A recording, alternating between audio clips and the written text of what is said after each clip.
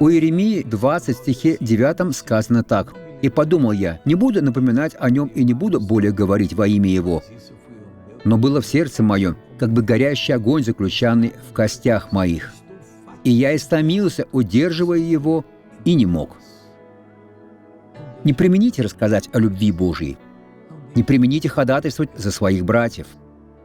Библия гласит: «Веруй в Господа Иисуса, и спасешься ты и дом твой». Сколько в вашем доме не спасены? Вы знаете, как они живут. Если есть хоть один, начните ходатайствовать за него. Если хоть один спасенный начнет ходатайствовать, Бог услышит и ответит. Посмотрите на человека, получившего благословение. Друг, как давно вы ходите с тростью? Уже 3 года, после того, как я сломал лодыжку.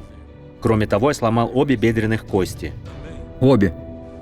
Теперь отбросьте весь страх. Идите сейчас во имя Иисуса, так как вы никогда не ходили, так? Делайте шире шаг, шире шаг, шире шаг. Развернитесь. Идите, Бог сейчас с вами. Он Христос, Он Всевышний. Теперь идите увереннее, идите, идите, идите, более уверенно, больше уверенности.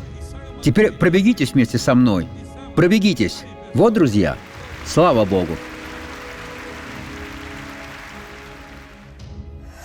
Помолимся. Отец, мы сейчас молимся во имя Иисуса, чтобы сбросить на землю все зло в этой семье. Я связываю всех духов неприятностей и приказываю: выйдите. Этот человек и эта семья благословлены во имя Иисуса. Аминь.